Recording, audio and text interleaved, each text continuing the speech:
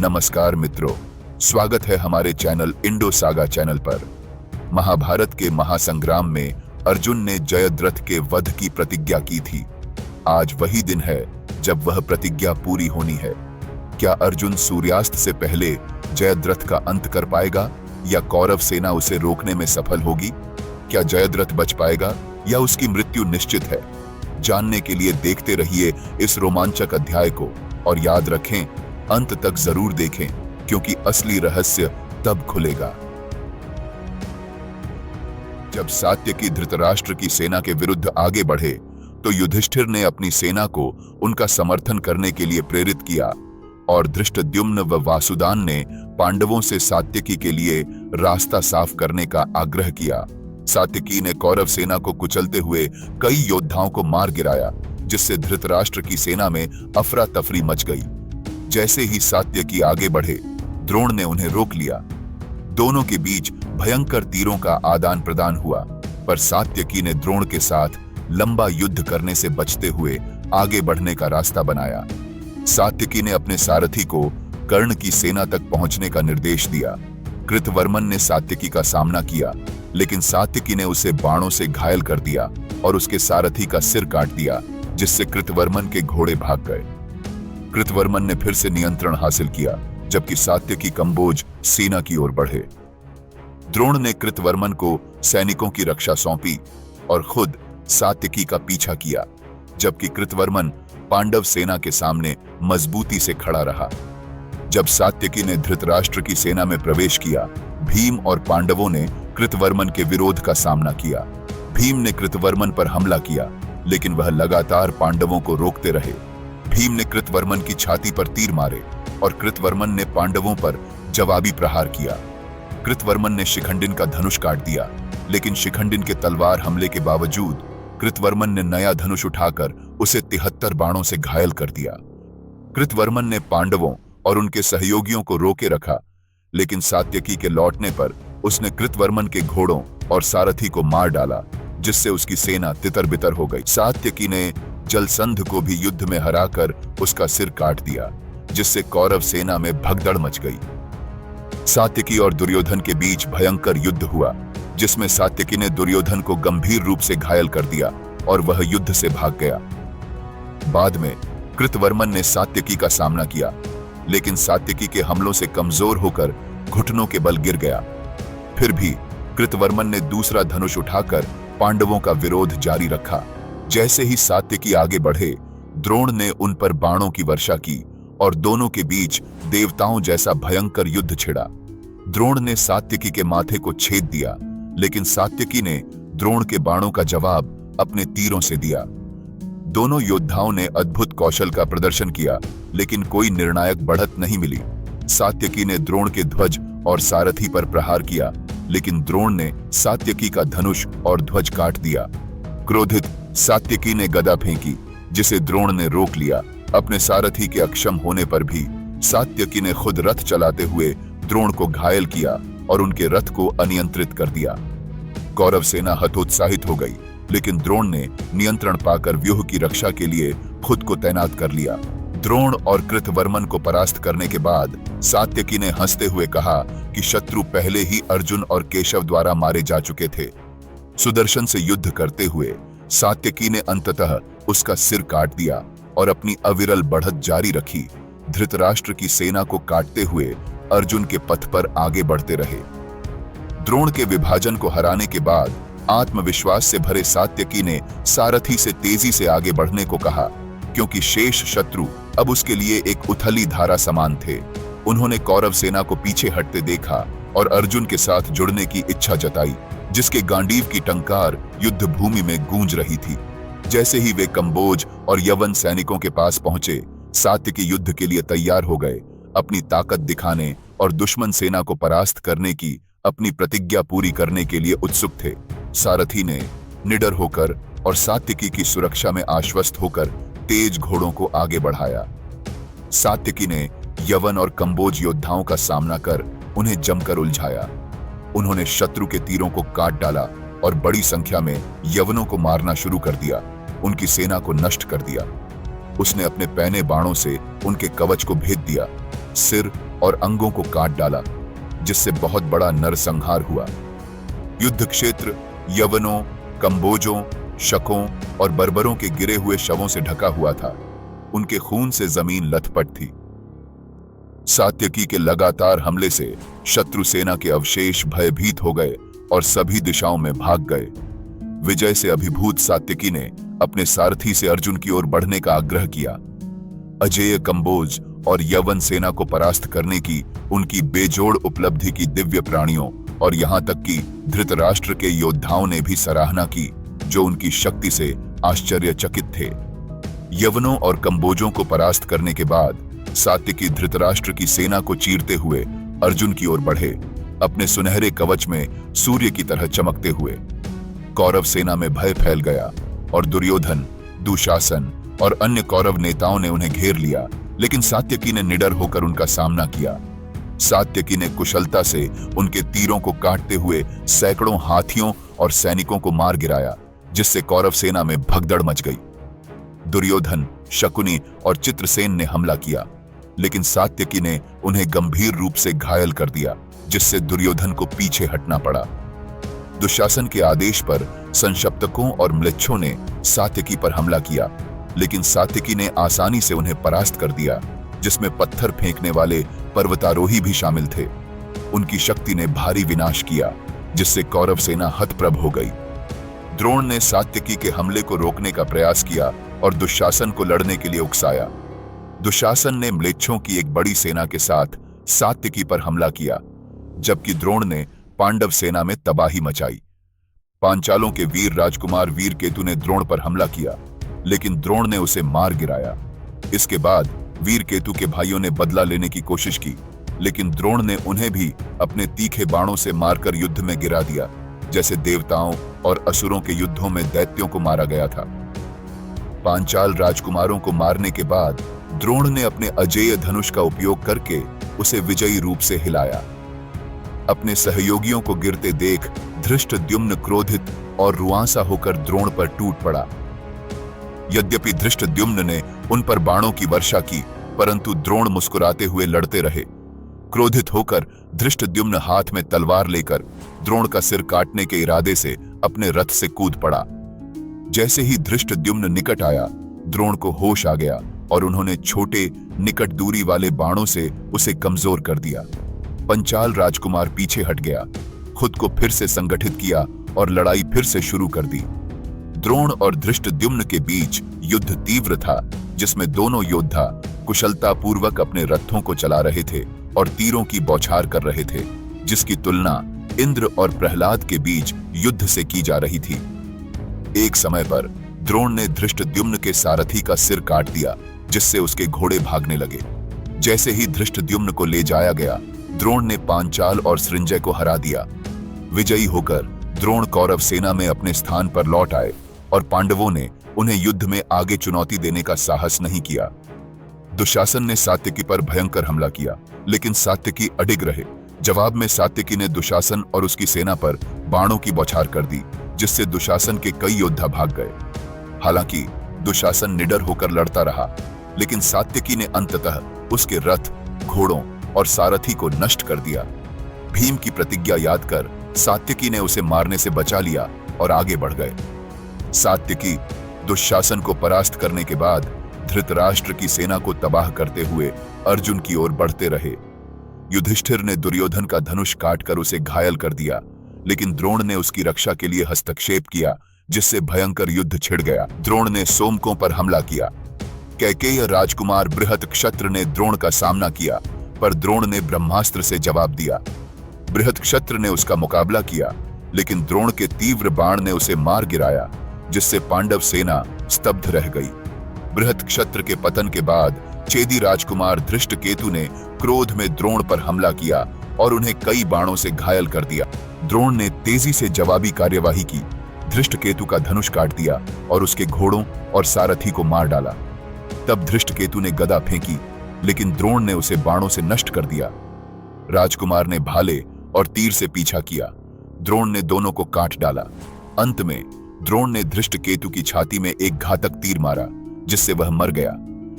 धृष्टकेतु के पुत्र ने प्रतिशोध की भावना से द्रोण पर हमला किया, लेकिन वह भी तेजी से मारा गया। द्रोण ने प्रतिकार किया और सभी दर्शकों के सामने उसे मार डाला। जैसे ही द्रोण ने अपना आक्रमण जारी रखा, उनके बाणों ने पांडवों की सेना को नष्ट कर दिया, जिससे पांचाल, छेदी और सृंजय में दहशत फैल गई। द्रोण को मारने के उनके सामूहिक प्रयासों के बावजूद उन्होंने आसानी से उन्हें परास्त कर दिया। उनके बाणों ने पुरुषों, घोड़ों और हाथियों को काट डाला। द्रोण की अजेय शक्ति को देखकर भय और हताशा से भरे पांडव योद्धाओं ने भीम और धृष्टद्युम्न को उस ब्राह्मण का सामना करने के लिए बुलाया जो उनकी सेना को नष्ट कर रहा था। पांडवों की करुण पुकार सुनकर धृष्टद्युम्न के पुत्र वीर क्षात्रधर्मन ने अर्धचंद्राकार बाण चलाया, जिससे द्रोण का धनुष कट गया। क्रोधित होकर द्रोण ने दूसरा धनुष उठाया और एक घातक बाण चलाया जो क्षात्रधर्मन की छाती को छेद गया, जिससे वह तुरंत मर गया। उनकी मृत्यु से पांडव सैनिकों में बहुत भय फैल गया। इसके बाद चेकितान ने द्रोण पर हमला किया, जिससे वह और उनका सारथी घायल हो गए। जवाब में द्रोण ने चेकितान के सारथी को मार डाला और उसे गंभीर रूप से घायल कर दिया, जिससे उसके घोड़े भाग गए।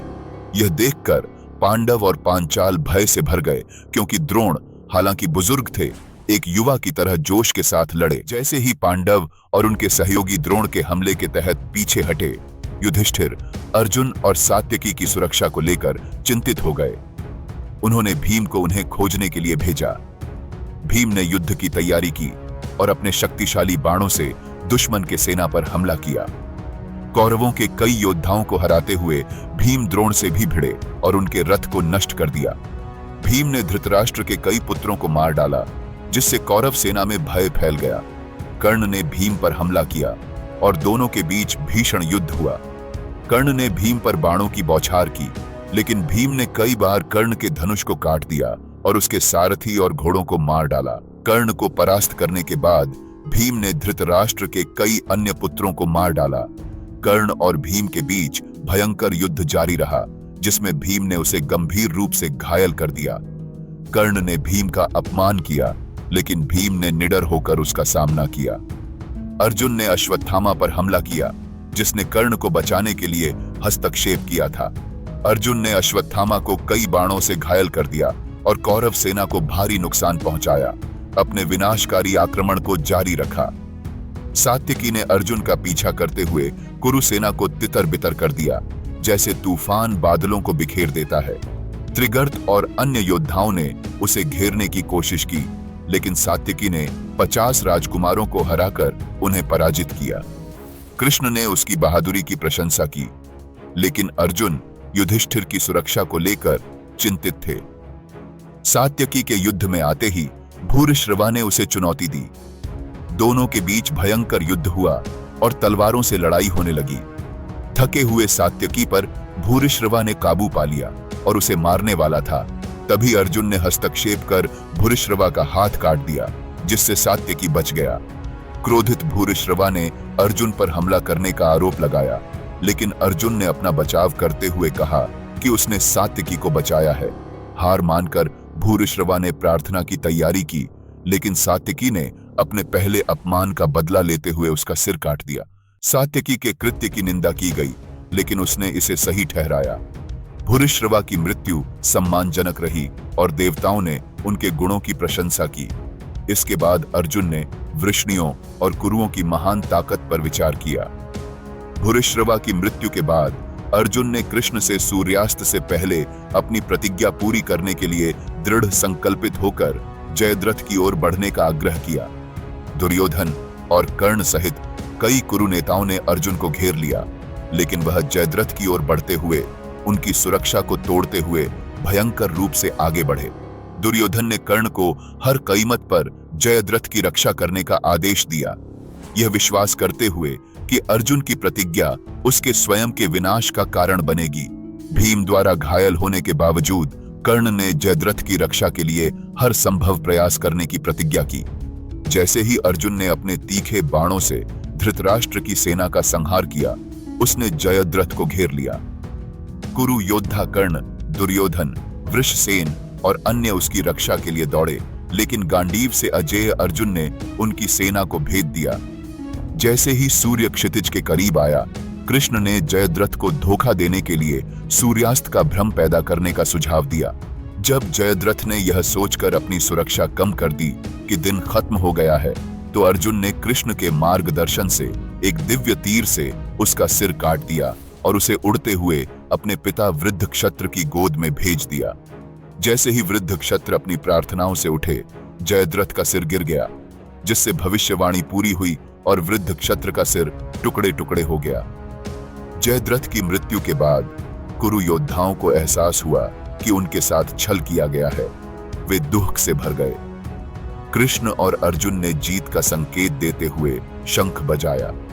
भीम की दहाड़ सुनकर युधिष्ठिर समझ गए कि अर्जुन ने अपनी प्रतिज्ञा पूरी कर ली है और उन्होंने अपने योद्धाओं का हौसला बढ़ाया। द्रोण और पांडवों के बीच एक भयंकर युद्ध हुआ, जो जयद्रथ के पतन के बाद नई ताकत के साथ लड़े। अर्जुन ने अपनी प्रतिज्ञा पूरी करके अंधकार को दूर करने वाले सूर्य के समान चमकते हुए कुरु सेनाओं को नष्ट करना जारी रखा। जयद्रथ को अर्जुन द्वारा मारा गया देखकर शरद्वात के पुत्र कृपा ने क्रोध से भरकर उस पर बाणों की वर्षा की। उधर अश्वत्थामा ने भी विपरीत दिशा से आक्रमण किया।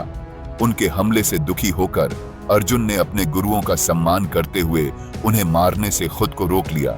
इसके बजाय उसने हल्के लेकिन प्रभावी तीर चलाए, जिससे कृपा बेहोश हो गए। कृपा का सारथी उन्हें मरा हुआ समझकर उनके साथ युद्ध भूमि से भाग गया और डर के मारे अश्वत्थामा भी पीछे हट गया। कृपा को घायल और बेहोश देखकर अर्जुन पश्चाताप से भर गया। उन्होंने दुख व्यक्त किया कि दुर्योधन द्वारा कौरवों पर विपत्ति लाने के बारे में विदुर की भविष्यवाणी सच हो गई थी। एक क्षत्रिय के कर्तव्यों और अपने गुरु के साथ बंधन पर विचार करते हुए अर्जुन ने अपने कार्यों के परिणामों के डर से एक ब्राह्मण और उसके शिक्षक पर हमला करने के लिए गहरा अपराध व्यक्त किया। उन्होंने अपने गुरु का सम्मान करने की धार्मिकता को स्वीकार किया और अपने पूर्व गुरु कृपा को उनके कारण घायल पड़े देखकर दुखी हुए। उसका मानना था कि यह कृत्य उसे अपने गुरु की उस पर कभी प्रहार न करने की आज्ञा की अवज्ञा करने के कारण नरक में ले जा सकता है, और उसने पश्चाताप में कृपा के सामने सिर झुकाया। जैसे ही अर्जुन कृपा के लिए विलाप कर रहा था, जयद्रथ को मारा गया देखकर कर्ण उसकी ओर दौड़ा।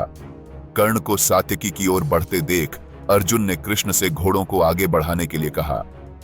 कृष्ण ने अर्जुन को सलाह दी कि वह अभी कर्ण से युद्ध न करें, क्योंकि कर्ण के पास अभी भी इंद्र द्वारा दिया गया दिव्य तीर था, जिसे वह अर्जुन के लिए बचाकर रख रहा था। इस बीच सात्यकी ने कर्ण से भीषण युद्ध किया। दोनों योद्धाओं ने अविश्वसनीय कौशल का प्रदर्शन किया। अपने कौशल से देवताओं और खगोलीय प्राणियों सहित सभी को आश्चर्यचकित कर दिया। सात्यकी ने कर्ण को निहत्था कर उसके सारथी, घोड़ों और ध्वज को नष्ट कर दिया। बुरी तरह घायल कर्ण दुर्योधन के रथ पर चढ़ गया। कर्ण के पुत्र वृषसेन, शल्य और अश्वत्थामा ने सात्यकी को घेर लिया, लेकिन उसने वीरतापूर्वक युद्ध किया, उन्हें कमजोर कर दिया और उन्हें रथहीन बना दिया। दुर्योधन के भाइयों को मारने की भीम की प्रतिज्ञा और अर्जुन की कर्ण को मारने की प्रतिज्ञा का सम्मान करते हुए सात्यकी ने उन्हें नहीं मारने का फैसला किया। सात्यकी के लिए एक नया रथ लाए जाने के बाद कर्ण भी एक नए रथ पर सवार हुआ और दोनों योद्धा निडर होकर युद्ध में फिर से शामिल होने के लिए तैयार हो गए। जब भीम को कर्ण द्वारा निहत्था छोड़ दिया गया और उनका मजाक उड़ाया गया, तब उन्होंने अर्जुन को संबोधित करते हुए उन्हें कर्ण को मारने की उनकी संयुक्त प्रतिज्ञा की याद दिलाई। भीम ने कर्ण के अपमान पर अपना रोष व्यक्त किया और अर्जुन से यह सुनिश्चित करने का आग्रह किया कि उनकी प्रतिज्ञा पूरी हो।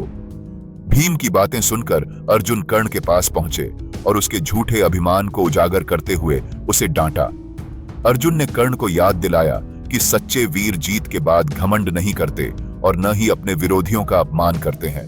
उन्होंने भीम का मजाक उड़ाने और अभिमन्यु की हत्या में उसकी भूमिका के लिए कर्ण को दंडित किया और उसे उसके कार्यों के लिए दंडित करने की कसम खाई। अर्जुन ने घोषणा की कि वह कर्ण के पुत्र वृषसेन को उसके सामने मार डालेगा और कर्ण और उसके सहयोगियों को यम के निवास पर भेज देगा। उन्होंने कर्ण को उसके आसन्न विनाश के लिए तैयार रहने की चेतावनी दी और वादा किया कि दुर्योधन कर्ण के पतन पर शोक मनाएगा।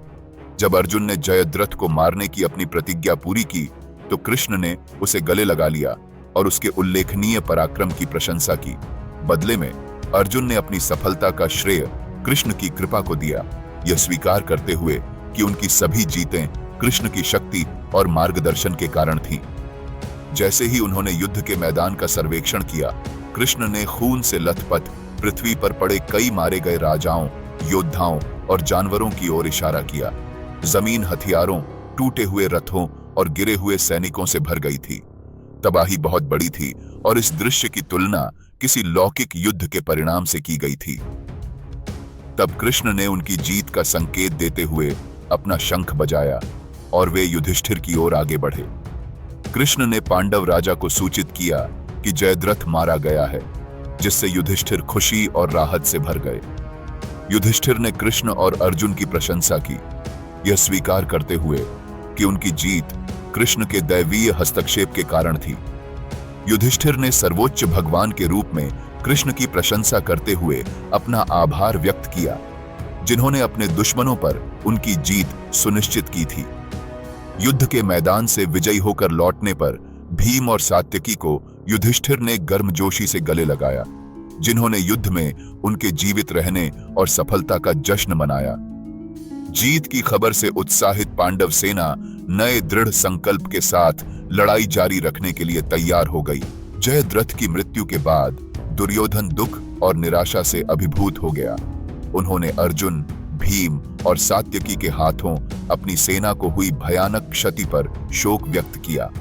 कर्ण की हार और जयद्रथ की मृत्यु पर विचार करते हुए दुर्योधन को निराशा हुई। उसे विश्वास था कि कोई भी अर्जुन के क्रोध के सामने खड़ा नहीं हो सकता। दुर्योधन अपने गुरु द्रोण के पास गया और अपने सहयोगियों के भारी नरसंहार और कौरवों की गंभीर स्थिति पर दुख व्यक्त किया। उन्होंने अपने स्वयं के दोषों को स्वीकार किया, जिसमें उनके धोखेबाज कार्य और पांडवों के खिलाफ अन्याय शामिल थे, जिसके कारण उनकी वर्तमान दुर्दशा हुई थी। अत्यंत दुखी हुए द्रोण ने दुर्योधन को याद दिलाया कि भीष्म के पतन के बाद से ही अर्जुन की शक्ति स्पष्ट हो गई थी और दुर्योधन द्वारा विशेषकर विदुर की बुद्धिमान सलाह को मानने से इनकार करने के कारण शुरू से ही उनकी स्थिति खराब हो गई थी। द्रोण ने स्वीकार किया कि कौरव सेना का अर्जुन और पांडवों से कोई मुकाबला नहीं था। उन्होंने विपत्तियों के लिए दुर्योधन के पिछले कार्यों को जिम्मेदार ठहराया, विशेषकर द्रौपदी के साथ दुर्व्यवहार और धोखेबाज पासे के खेल को। अपने दुख के बावजूद द्रोण ने युद्ध जारी रखने का संकल्प लिया और दुर्योधन को सैनिकों को इकट्ठा करने और युद्ध के लिए तैयार होने का निर्देश दिया। कर्ण ने दुर्योधन को सांत्वना देते हुए कहा कि यह हार भाग्य के कारण हुई।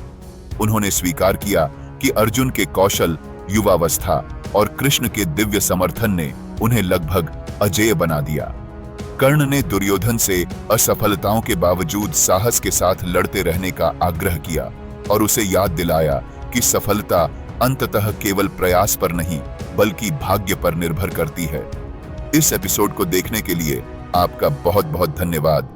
अगर आपको हमारी यह प्रस्तुति अच्छी लगी हो तो इसे लाइक करें, अपने दोस्तों के साथ शेयर करें और हमारे चैनल इंडो सागा को सब्सक्राइब करना न भूलें। आपके सहयोग से ही हम और भी बेहतरीन एपिसोड ला सकेंगे। धन्यवाद।